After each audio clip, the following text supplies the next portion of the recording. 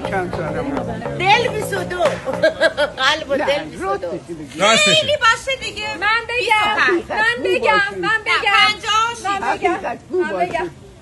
من میدونم آخه. بله بگم خانم امی این ماه 90 سالگی شد. نه ولی 1 سال دارم.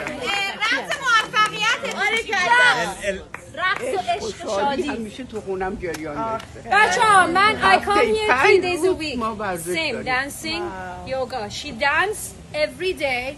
She does yoga every single day for 2 hours a day.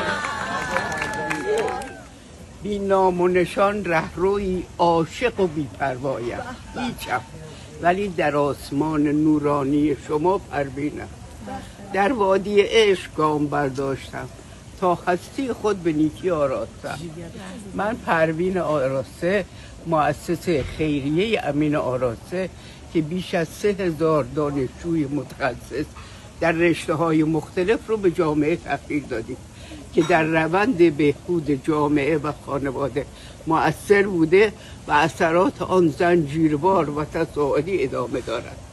حالا میخوایم با امین آراسته فاندیشن، رومی آکادمی و دولت عشق یک پیام مهمی به دنیا مخابره کنیم تا بتونیم همگی تغییر مثبت و آینده بهتری به وجود بیاریم.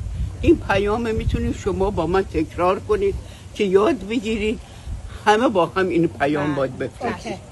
عزم ما محبت است و خدمت جهانیان. عزم ما محبت است و خدمت جهانیان. رسم ما عشق ورزیدن و شاد زیستن. رسم ما عشق ورزیدن و شاد زیستن. و آرمان ما پرورش حامیان نوع بشر.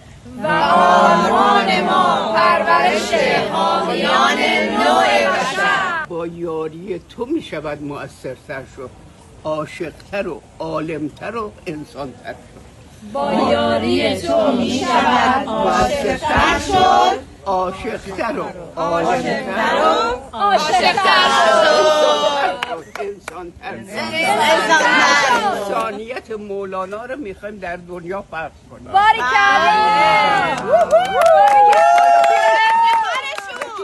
بیاین دست در دست هم بکاریم گلی تا به ابد بوی محبت بدهد و بسازیم رهی تا به ابد سوی سعادت برد.